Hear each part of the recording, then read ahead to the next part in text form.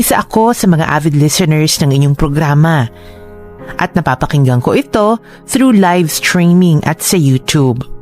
Tawagin niyo na lang ako sa pangalang Sheena, 25 years old at nagmula pa sa Canada. Ako yung tipo ng taong naniniwala na kapag nagmamahal ka talaga ng totoo, kaya mong baguhin ang lahat para sa taong mahal mo. Kahit ano pa yan, i-give up mo para sa kanya. Kaya lang, kahit anong gawin kong pag-a-adjust para sa mga lalaking pinipili ng puso ko, sa huli, ako pa rin ang iniiwan at nasasaktan. Bakit kaya ganun ang pag-ibig? Binigay mo na nga ang lahat ng meron ka, pero para sa taong yun, kulang na kulang pa rin pala. Ganito na lang, umuwi ka na at magpahinga ka na. Bukas na bukas din pupuntahan kita sa bahay mo, okay? Sige na. O siya, babay na. Uuwi na ako. Oh good, mag-ingat ka, bye. Bye. Makikita ng lalaking yun kung ano talagang sinayang niya. Makauwi na nga. Ayun, may taxi. Excuse me, ako yung nauna dito Miss, sorry. Ako kasing pumara niyan eh. Ako yung unang pumara. Tignan mo nga sa pwesto ko siya huminto. Hindi, bawal kasi huminto doon. Bakit kasi dun ka pumara? Sabagay. Sige, ganito na lang. Mag-share na lang tayo kasi mahirap talagang sakayan dito eh. Saan ka ba? Sa may Paranaque, Doña Soledad Extension. Parehas lang pala tayo eh. Sabay na tayo. O sige, Good, ladies first. thank you. Manong, sa Paranaque, Doña Soledad Extension ho. Sige po, sir. Nakakainis naman Sa dinami-dami ng kanta, yan pa. Manong, pakipalitan nga ako ng stasyon. Naku po, ma'am. Isang stasyon lang po ang kaya ng radyo ko eh. Pasensya na kayo, ha? Nice. Okay ka lang? Kita mong umiiyak ako eh. Nagtatanong ka pa kung okay ako. Ikaw, okay ka lang? Sorry. Hindi ko yung dapat mag-sorry sa akin. Dapat siya. Siya yung walang kwenta, manloloko. Ano bang gusto ng mga lalaki, ha? Ha? Kami? Oo, kayo. Wala nga kayong ibang ginawa kundi saktan at lokohin kami mga babae. Bakit ba hindi kayo makontento sa isa? Gusto nyo? Palagi may reserba. Nakakainis kayo. Sinabi niya ba sa'yo na magpakatanga ka sa kanya? Hindi. Pero syempre gano'n naman talaga kapag nagmahal ka eh. Hindi mo maiiwasang magpakatanga. May iwasan mo yun kung hindi lang puro puso yung pinapairal mo. Kailangan kasi nag-iisip ka rin kung ano yung tama. Kung kailan ka titigil. Alam mo lahat ng sobra hindi maganda. Saka huwag mo idama yung lahat dahil nagkamali ang isa. Ilang beses na kasi kung niloko ng ex ko eh. Pang-apat na to. Ba't hindi mo i-assess yung sarili mo kung bakit pa ulit-ulit na lang yung nangyayari sa'yo? At huwag ka na umiyak, hindi bagay sa'yo. Pasensya ka na ha. Masama lang talaga yung loob ko ngayon. Manong, dyan na lang po sa tabi. Uy, hindi pa to Paranaque ah. Gusto ko kumain ng cake eh. Eto na po yung bayad. Oh, bakit ka bumaba? Wala nga naman pabayaan kita. Pakiramdam ko kasi sa estado mo ngayon, madali ka maloloko eh. At hindi rin safe dito kaya sasamahan na lang kita. Hindi mo naman ako kilala. Bakit mo ako sasamahan? Okay. Hi, I'm Carl. And you? Sheena, sigurado kung sasamahan mo ako. Wala ka bang gagawin? Wala. And don't worry, hindi ako masamang tao. Tapos yun, nakita ko na lang na may kahalikan siyang iba. Kunwari pa nga, hindi ko siya nakita eh. Siya pa yung may ganang makipaghiwalay sa akin. Ito ba yung first time na ginawa niya to sa'yo? Hindi. Maraming beses na. At maraming beses ko na rin siyang pinatawad. Kasi nga 'di ba, kapag mahal mo, papatawarin mo. Pero hindi lahat karapat dapat bigyan ng pangalawang pagkakataon. Kasi aabusuhin ka lang. Kaya ito mo nangyari sa'yo. Alam mo kung ako sa'yo, kalimutan mo na siya. Total naman break na kayo eh. Meaning, hindi ka na parte ng buhay niya. Nakaraan ka na lang. Nakakainis ka naman eh. Naiiyak na naman tuloy ako. Normal lang yan. Bago pa lang eh. Pero, di rin magtatagal. Matututunan mo rin siya kalimutan. As long as tutulungan mo yung sarili mo, tatanggapin mo yung katotohanan na wala na talaga kayo. Ang hirap naman nun. Kailan ba naging madali ang mag-move on?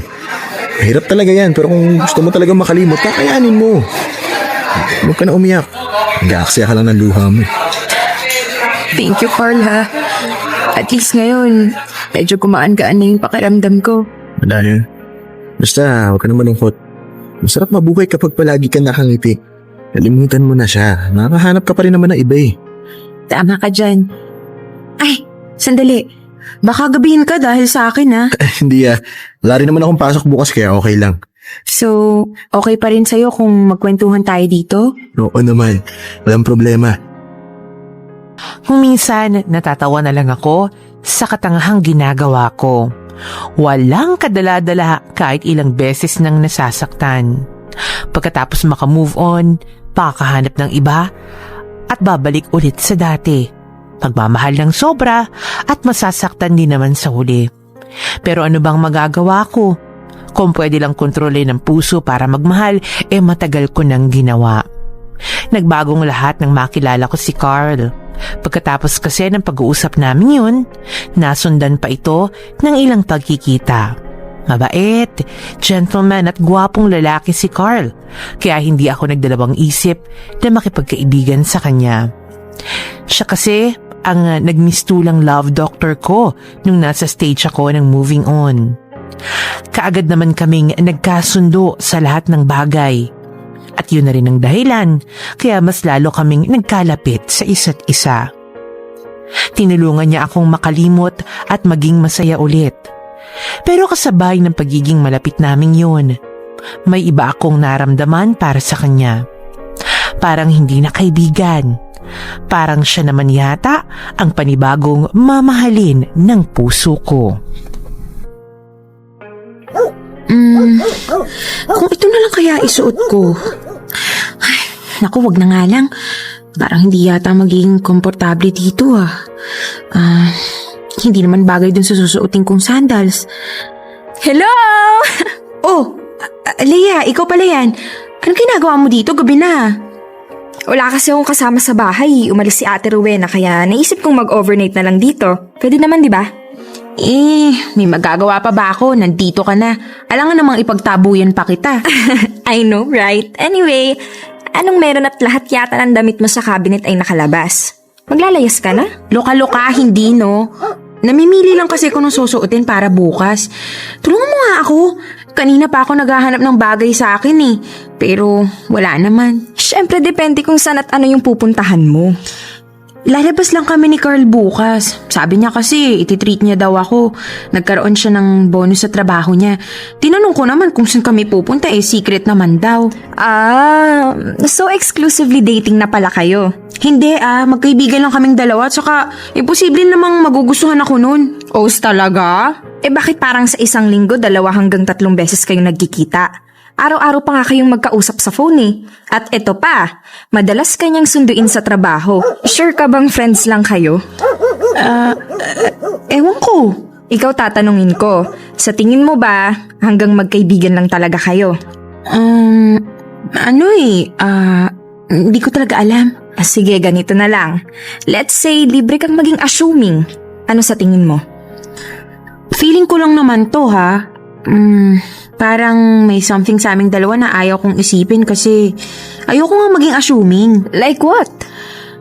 Palagi siyang nagtitext sa akin. Nangangamusta. Tapos palagi niya akong inaayang lumabas. As in, lahat, gastos niya. Kapag magkasama nga kami, alagang-alaga niya ako. Hindi ko nga alam kung ano ba talaga kami kasi naman... Kasi? Parang nagugustuhan ko na siya. Nakaka-fall kasi yung mga ginagawa niya eh. Parang hindi normal. Bakit hindi mo kasi siya tanungin? Kung ano na ba talaga kayo? May gusto ba siya sa'yo o may balak ba siyang manligaw? Mga ganun. Bakit ako yung mag-o-open ng topic na yan? Di ba dapat siya kasi siya yung lalaki? Hindi naman yata magandang tignan kung ako pa yung magtatanong. Tatanungin lang naman eh. Hindi naman ikaw yung manliligaw. Paano kung sinabi nga niyang gusto niya ako? Ano nang gagawin ko? Ayoko namang isipin ng ibang tao na kaya lang naging kami ni Carl. Kasi rebound siya, which is hindi naman talaga. Sigurado ka bang naka-move on ka na? Baka naman akala mo lang yan. Naka-move on na ako. 8 buwan na rin yun, ano? Okay, fine. Kung ako sa'yo, magtanong ka na kay Carl. Ikaw na rin ang nagsabi na hindi kaibigan ang turing niya sa'yo. Hindi naman masama kung magtatanong ka. Tanong lang naman eh. Kapag sinabi niyang mahal ka niya, di dun ka mag-isip ng mabuti. Ito ba yung oras para magmahal ka ulit o baka hindi ka pa ready? Sa bagay. Ay. Pero alam mo, sa totoo lang, siya yung pinakamabait na lalaking nakilala ko. Yung lahat ng gagawin niya, mararamdaman mo talagang special ka. Alam mo kung minsan nga, nahuhuli ko siya nakatitig sa akin tapos kapag tinanong ko kung bakit, wala yung isasagot niya sa akin. Ayoko talaga kasi mag-assume eh. Pero hindi ko mapigilan. Hi! Naku, pasensya ka na ha kung naghintay ka. Wala yun. Okay lang ba tong suot ko? Maganda ka pa rin naman kahit anong damit yung suotin mo eh. Sus, nang bola ka pa. Halika na. Sandali lang, Sheena. Bakit? May gusto sana kasi akong sabihin sa'yo. As in, ngayon na? Hindi ba pwedeng habang nasa biyahe na lang tayo? Aabutan na tayo ng traffic eh. Oo, ngayon na. Gusto ko kasi tahimik yung lugar, walang tao. Yung tayong dalawa lang. Okay, sige. Ano pong sasabihin mo? Kinakabahan ako. Relax ka lang ha. Hindi ako nangangain. Alam ko kasing maaga pa para sabihin to sa'yo, pero ayoko na magsayang pa ng panahon. Alam ko rin na nalilito ka na rin sa mga kinikilos ko. Actually, medyo nakakalito nga. Kaya gusto kong linawin ang lahat ngayon. I love you, Sheena. Sigurado ka ba dyan sa nararamdaman mo? Siguro iniisip mo ngayon na baka nagte-take advantage lang ako dahil sa breakup niyo ng ex mo. Hindi yun. Wala akong pakialam sa kanya. Okay na ako. Matagal na at salamat sa'yo. Para saan? Sa pagpaparealize sa akin na hindi ako dapat magpakalunod sa lungkot dahil lang sa iniwan ako ng taong minahal ko ng sobra. Na mas marami pa namang iba dyan na mapapahalagahan ako. At yun, nakilala kita. Kaya salamat kasi pinatunayan mo sa akin na hindi lahat ng lalaki manloloko. Sadyang nagmahal lang talaga ako ng maling tao. Sheena, happiness is a choice. Sana bigyan mo ako ng pagkakataon na mahalin ka dahil sisiguraduhin ko magiging masaya ka sa piling ko. Alam ko naman yun eh. Pero bigyan lang muna natin siguro ang isa't isa ng kaunti pang panahon para masiguro na totoo talaga to na kaya ko nang magmahal. Na kaya mong panindigan yung mga salitang binitawan mo. Naiintindihan ko. Basta gusto ko lang na palagi mong tatandaan na mahal kita. Hindi yung magbabago.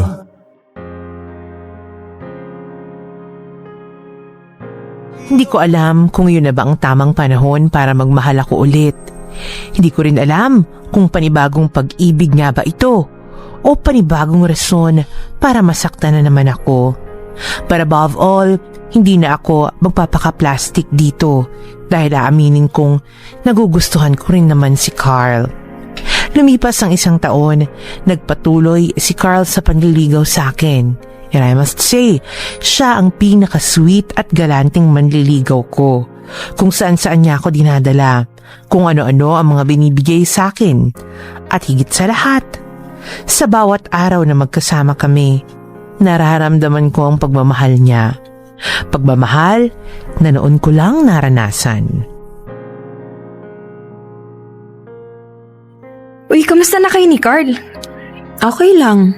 Habang tumatagal, mas lalo pa namin nakikilala ang isa't isa. Good news yan. Oh, so paano naman siya manligaw? Ayun, sobrang sweet. Palaging may dalang flowers. Dinadala ako sa mga magagandang lugar. At kahit 5 months na siyang nanliligaw sa akin, alam mo ni minsan, hindi niya ako tinanong kung kailan ko siya sasagutin. Ha? Bakit naman? Hindi ba siya naiinip? Actually, tinanong ko nga siya ng ganyan eh. Ang sagot naman niya sa akin, ayaw daw niya kasing maramdaman kong nagmamadali siya. Ayaw niyang mailang ako. Kaya hindi siya nagtatanong. Basta ang mahalaga daw, nararamdaman kong mahal niya ako at naghihintay siya. Wow naman! Ang swerte-swerte mo naman pala kay Carly. At tama ka, kakaiba nga siya sa lahat ng mga nanligaw sa'yo. Dinadahan-dahan ka, hindi kayo nagmamadali, enjoy lang. Kaya nga habang tumatagal, mas lalo kong nare-realize na mahal ko talaga siya. Sigurado ka na ba talaga dyan, ha? Kailangan alam mo kung anong pinagkaiba ng pagmamahal sa na-overwhelmed ka lang.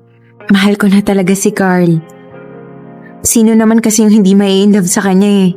Gwapo, mabait, saka romantic. Good! Pero dapat, bago mo siya sagutin, alamin mo yung background niya. Family history, ugali, saan siya nag-aral, anong course ang tinapos, at saan siya nagtatrabaho. Well, ang sabi niya sa akin, ulila na raw siya. Solong anak at lahat ng kamag-anak niya nasa Davao. Accounting yung tinapos niya. Then, ang trabaho niya ay... Teka, hindi ko pa pala alam kung anong trabaho niya, no? Ha? Eh, paano hindi mo alam? Halos 1 taon na kayong magkakilala. Simpleng impormasyon lang, hindi mo pa alam. Eh kasi hindi naman namin pinag-uusapan. Basta ang alam ko may trabaho siya. Hindi ko nga lang alam kung ano. Pero hayaan mo na yun. Minor information lang naman yun eh. Tanungin mo pa rin. Kapag nalaman mo kung anong trabaho niya, pati sweldo, tanungin mo na rin. Oy, teka, ang OA mo naman. Pati ba naman yun tatanungin ko? Eh, private na kaya yun. Kailangan mong alamin para malaman mo kung kaya ka ba niyang buhayin kapag naging mag-asawa kayo. Sus ko naman, Leia. Hindi pa nga kami. Asawa na kaagad yung iniisip mo. Mas maganda na yun, no? Isipin mo agad yung future mo sa kanya. Hindi ko tatanungin yun, nakakahiya kaya. Hi! Nag-enjoy ba kayo sa party? Oo naman. Nice party. Uy, Carl! Next time na lang yung gift ko sa'yo, ah. Happy birthday na lang muna ngayon. Wala yun. Okay na sa akin na nakapunta kayo ngayon. Ay, yung regalo ko pala. Nasa sasakyan ni Leia. Nawala sa isip ko. Sige, kahit mamaya mo na lang ibigay. Ngayon na, kasi baka mamaya maging busy ka na eh. Leia, pahiram muna ako ng susi ha. Sure. Nasaan ba yun? Nasaan ba yun? Ay, hindi to. Sandali lang, nandito lang yun eh. Ang dami mo kasing kalat sa bag mo. Bag ba yan o basurahan? Che, ito. Thanks. Tara, Carl.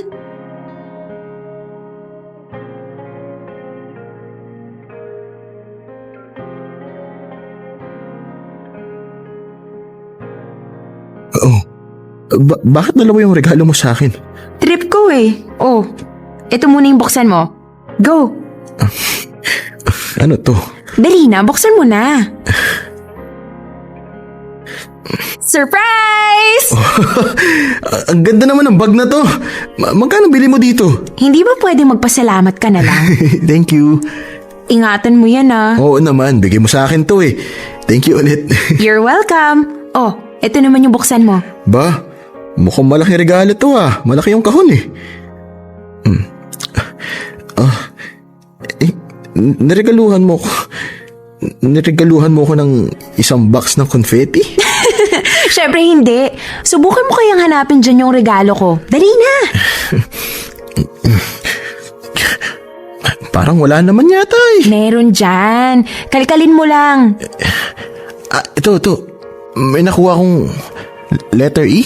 Okay. Oh, maghanap ka pa. Letter S. Tapos letter Y.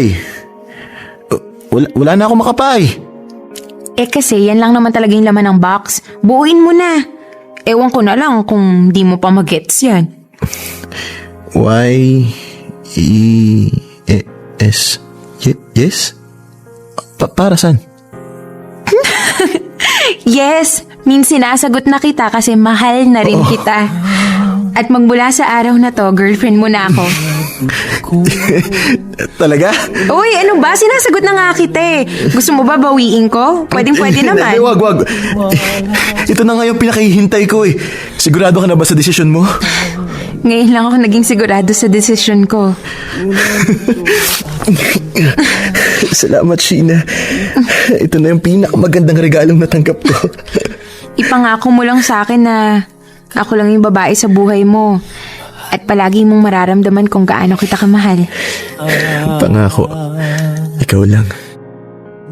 Hindi ko akalain na yung gabing inakala kong wala nang magmamahal sa akin, ay dun ko pala makikilala ang lalaking magbabago ng takbo ng buhay ko.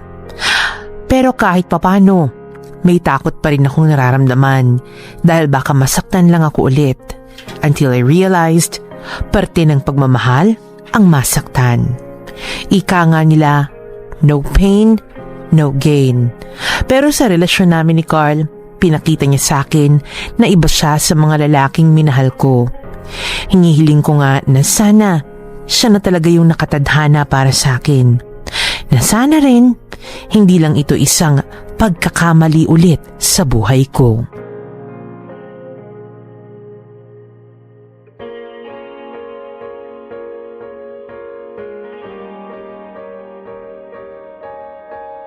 Naging masaya ako sa relasyon namin ni Carl. Walang araw na hindi niya ako napapangiti at palagi kong nararamdaman na espesyal ako sa buhay. Kaya naman hindi na rin ako nagtaka na umabot kami ng 2 taon dahil magaling magdala ng relasyon si Carl. May mga panahon pa nga kasi na nag-iisip bata pa rin ako. Nagmamakdol kapag hindi na pagbibigyan, pero nagagawa niyang i-handle ang attitude kong yun. At sa muling pagkakataon, nagmamahal na naman ako ng sobra. Yung tipong ibibigay ko sa kanya kahit ano, huwag lang siyang mawala sa buhay ko. Uy, okay ka lang? Kanina ka pa nagbubuntong hininga dyan ah. Baka maubusan ka na ng hangin sa katawan. May iniisip lang ako. Ano nga? Nakausap ko kasi si Mama. Nag-long distance siya kahapon from UK. Kamusta na raw siya? Ayun, okay lang naman. Mas lalong gumaganda yung career niya dahil na-promote siya dun. Nice! Pakisabi congratulations. Anyway, sa tingin ko hindi naman yun problema eh. Hindi naman kasi yun yung problema eh. Sinabi niya sa akin na balak niya daw akong i-petition. Since okay naman na yung sweldo niya, at saka may naghihintay na daw sa akin na trabaho. Oh, congratulations sa'yo! Matutupad na rin yung pangarap niyang magkasama kayo doon. Good news yan. Kung noon, oo. Pero ngayon, hindi. Kasi kung mapipetition nga ako doon, paano naman kami ni Carl? So? Ay, hindi mo ba nagigets, Leia? Maging long-distance relationship kami at alam mo namang hindi ako naniniwala sa ganong relasyon, di ba? Problemado ka ba kung paano mo sasabihin kay Carl ang lahat? Hindi yun. Hindi ko alam kung paano ko tatanggihan si Mama. Okay ka lang, Sheena? Buhay sa ibang bansa na yan, oh. Gaganda ang career mo doon, plus makakasama mo yung mama mo. Ayaw mo ba nun? Gusto ko. Pero hindi ko kayang iwan si Carl dito. Alam kong sasabihin niya sa akin na subukan namin. Pero ayoko mag-risk. Ayoko magkahiwalay kami. Mahal na mahal ko siya. At gagawin ko ang lahat, magkasama lang kami. Yan ka na naman eh. Saan? Binabago mo ang buhay at sarili mo para sa taong mahal mo. Ganyan din yung ginawa mo nun kay Alex, di ba? Hindi mo tinanggap ang job offer mo sa Makati dahil magkakalayo kayong dalawa. Kaya ang tinanggap mo na lang yung nasa QC, which is walang-wala sa laki ng siswelduhin mo sa Makati. Eh nagtagal naman kami, di ba? Hindi lang yon. Meron ka pang isang ex na gustong-gusto pumunta sa disco. Gumala kung saan-saan, pero ikaw tong hindi mahilig gumala eh. Sama ka naman ng sama. Wala kang pakialam kung mabawasan man ang ipon mo basta masakyan mo lang trip ng mga lalaki. Tapos ngayon naman kay Carl, ano ba, Sheena? Eh di ba ganun naman talaga? Gagawin mo rin kung anong gusto niya.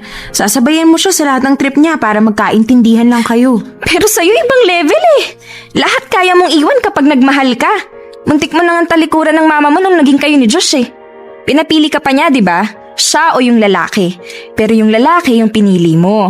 Mabuti nga, maaga mong nalaman na babaero pala yun. Para kasi sa akin, Leia, changing yourself for the one you love is the true definition of being in love. Eh kung batukan kaya kita ngayon din, baluktot ka naman mag-isip eh. Please, Sheena, pag-isipan mo ng mabuti yan. Kung talagang mahal ka ni Carl, suportahan ka niya. At kung talagang kayo para sa isa't isa, magkakasama rin kayo balang araw.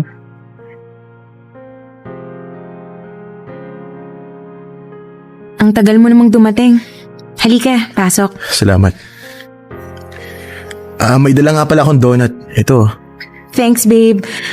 Saan ka ba galing at ngayon ka lang dumating, ha? May inasikaso lang ako sa trabaho. Ay, teka, oo nga pala.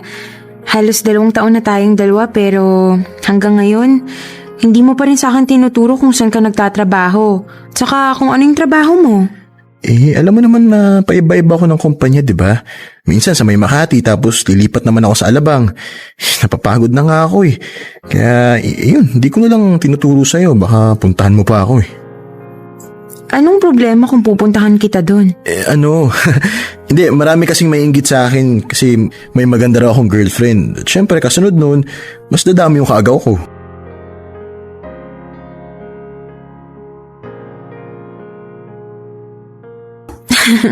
Ikaw talaga? Nang bola ka pa. Ano to? Wala yan. Requirements para sa visa. Visa? Aalis ka? Si mama kasi, bala kang i-petition papuntang UK kaya pinadala niya sa akin yung mga requirements ko. Pero nagkausap na naman kami kanina eh. Ang sabi ko hindi ako tutuloy. Bakit? Magandang opportunity yun ah. Ayoko kasing malayo sa'yo kaya tinanggihan ko. Babe naman, ayaw kong sayangin mo yung mga opportunities na dumarating sa buhay mo dahil lang sa akin. Ituloy mo to. Nakapag-desisyon na ako. Hindi ko kayang malayo sa'yo kaya dito na lang ako. Kasi kapag nandun ako, hindi kita mayayakap, mahahawakan at mahahalikan. Ang hirap nun, di ba? Pero kailangan mo to. Mas kailangan kita. Ikaw ang buhay ko, Carl. Kaya kung nasan ka, nandun din ako. Hindi ko na tinuloy ang pagpunta ko sa ibang bansa. Hindi naman sa wala akong tiwala kay Carl, kaya hindi ko siya maiwan-iwan. Yun ay dahil sa baka mabaliw lang ako kapag hindi ko na siya kasama. Habang tumatagal, mas lalo kong minamahal ang boyfriend ko. Wala akong tinatago sa kanya kahit ano. At kung may ayaw man siya sa ugali ko, agad ko yung binabago. Kaya lang, sa relasyon naming dalawa ay parang nararamdaman ko na may isang bahagi siya ng buhay niyang hindi niya sa akin sinasabi. At nasasaktan ako doon dahil pakiramdam ko ay wala siyang tiwala sa akin.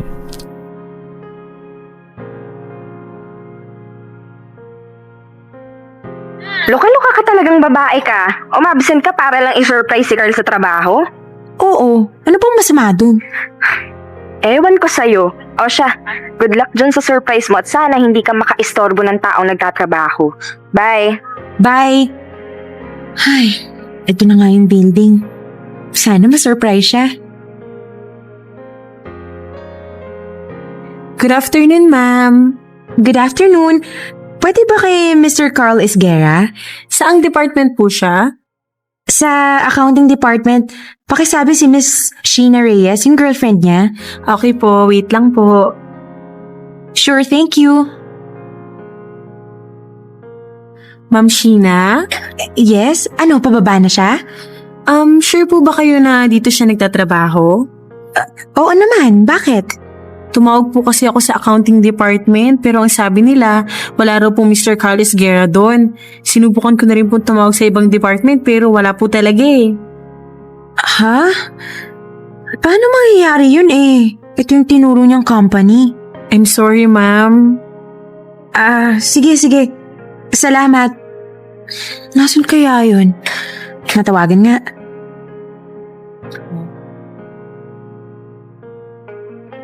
Hello babe, bakit? Nasaan ka? Nasa trabaho ako, di ba? Sigurado ka? Oo naman. Kung talagang nagsasabi ka ng totoo, bumaba ka ngayon kasi nandito ako sa baba ng building, doon sa pinagtatrabahuhan mo. Hindi pwede babe. May trabaho nga ako, di ba? Ba't ka ba kasi nandyan? Ewan ko sa'yo. Babe! Babe, buksan mo naman tong pinto. Mag-usap tayo. Ano na naman kasi nungalingan ang sasabihin mo sa akin? Pakinggan mo naman ako. Magpapaliwanag ako. Mukha akong tanga doon? Alam mo ba yun, ha? Ano ba kasing meron, Carl? Bakit hindi mo magawang magsabi sa akin ng totoo? Huwag mo naman sana tong gawing big deal. Huwag gawing big deal? Yun na nga yung problema eh. Simpleng bagay lang, hindi mo pa kaya magsabi ng totoo. Palagi kong nararamdaman na may isang bahagi ng buhay mo na ayaw mong ipakita sa akin. Babe, please. Huminahon ka. Alam mo ba yung pakiramdam na boyfriend nga kita, pero parang hindi kita kilala? Dahil dyan sa mga paglilihim mo. Ano akala mo ha? Hindi ko ba napapansin yon? Ayaw kong magsabi sa'yo dahil ayaw kong may magbago sa atin. Baka hindi mo ako maintindihan eh. Paano nga kita maiintindihan kung wala ka namang sinasabi sa akin? Mahal kita, Carl. Alam mo yan. Kahit maging sino ka pa, kung ano pa yung ginagawa mo, kaya kong tanggapin yan. Paano kung sabihin ko sa'yo hindi talaga ako nakapagtapos ng accounting? Na hindi talaga ako nagtatrabaho sa anumang kumpanya dito? Ano? Paano kung malaman mo na ang trabaho ko talaga ay nagbibigay aliw sa mga baklang nagpapabuking sa akin? Nakatawan ko ang pinangpupuhunan ko para lang magkapera. Sige nga, Sheena. Ngayon tatanungin kita. Tatanggapin mo pa rin ba ako, ha? Mahal na mahal kita, Sheena. Kaya ako nilihim sa'yo ang lahat ng to. Ayaw kitang mawala eh. Kailan pa to? Matagal na. Bago pa kita makilala. Kaya kung ano-ano na lang yung sinasabi ko sa yung trabaho para hindi ka nalang magtanong. Ngayon alam mo na. Mananatili ka pa rin ba sa buhay ko? Sa isang kondisyon. Iwan mo yung trabaho mo para sa akin. Hindi ko kayang gawin yun. Ito lang naman yung kaya ko eh. Ngayon kung hindi mo kayang tanggapin kung ano ako, hindi kita pipilitin. Ano bang pinagsasabi mo, Carl? Hindi tama yung ginagawa mo. Mali yan eh. Makinig ka sa akin, akong sundin mo. Iwanan mo yung trabaho mo kung talagang mahal mo ko. Kung ikaw, kaya mong baguhin ang buhay mo para sa akin, pues wag mong asahan na kaya ko rin gawin yun para sa'yo. Kaya kong ibigay lahat sa'yo. Iwan ang mga pangarap ko para sa atin. Tapos ikaw hindi mo magawa. Kahit kailan hindi ko hiniling sa'yo na gawin mo yun para sa akin. Desisyon mo yan, Sheena. Hindi sa akin. At kung ano man yung mga binitawan mo, wala na ako doon. Huwag mong isumbat ang mga nagawa mo. Okay, fine. Malinaw na sa akin na mas pinipili mo yung nakakadiri mong trabaho kaysa sa akin. Kung hindi mo kayang iwan yan, ikaw na lang yung iiwan ko. Hindi ko kasi kaya makasama ang isang taong walang ibang inisip, kundi yung sarili niya. Makasarili ka, Carl. Sana may magmahal sa'yo ng higit pa sa pagmamahal ko. Parang isang bombang sumabog sa harapan ko ang mga sinabi ni Carl. Hindi ko maintindihan kung bakit sa una pa lang ay hindi na niya pinagtapat ang lahat. Pakiramdam ko tuloy, parang isang malaking kasinungalingan ang relasyon naming dalawa. At ang masakit pa doon, hindi niya kayang iwan ang buhay niyang ganon para sa akin. Para sa relasyon naming dalawa. Wala na akong nagawa kundi ang mag-move on na lang. The more kasi na ipipilit ko ang gusto ko, the more na masasaktan lang ako. Sinubukan ko siyang kalimutan, pero lumipas ang isang taon, siya pa rin ang sinisigaw ng puso ko. Ay, naku, ano ba naman yan? Ang tagal-tagal ni Lea. Kanina pa ako naghihintay dito eh. Hello? Nasaan ka na ba? Kanina pa ako nandito. Sheena! Sorry, hindi na ako makakarating ah. May emergency kasi dito sa bahay eh. Sorry talaga. Babawi ako sa'yo next time, promise. O sige, okay lang. Tatambay muna ako dito. Sige, sorry ulit, bye. Bye. Hi. Carl? Mabuti naman at nakikilala mo pa ako. May kasama ka? Wala. Pwede ba akong umupo? Sige. Salamat. So, kamusta ka na? It's been a year. Okay lang naman. Naghihintay na lang ako ng visa papuntang UK. So natuloy ka na pala. Good. Ikaw? Kumusta ka na? Okay lang din. Actually, first year college na ako ngayon. Irregular. Talaga? Nag-aaral ka pala ngayon? Nakaipon na rin naman kasi ako ng konti kaya naisipan ko ituloy yung pag-aaral. Mabuti nga, maraming na-credit na minor subject kaya hindi ako masyado nahihirapan ngayon. Kailan ka pa nag-aaral? Kaka-start ko ng last June. Business ad yung kinukuha ko. Oh, that's good. At least, matutupad na yung pangarap mo. Magandang umpisa yan. Kaya ka ba nandito kasi nag-aaral ka? Oo, May internet kasi, nakiki-internet. Ikaw, anong ginagawa mo dito? May hinihintay kasi ko kaso hindi na siya makakarating kaya wala tuloy akong maisip na gawin. Boyfriend mo? Hindi. Si Leia. Wala pa akong boyfriend. So, kailan alis mo? Hindi ko pa alam eh. Next week ko pa malalaman kung nakapasa ako. Pero kung oo, within 3 months, pwede na akong umalis. So, pwede ko bang gamitin yung 3 buwan para bumawi sa lahat ng kasalanan ko sa'yo noon?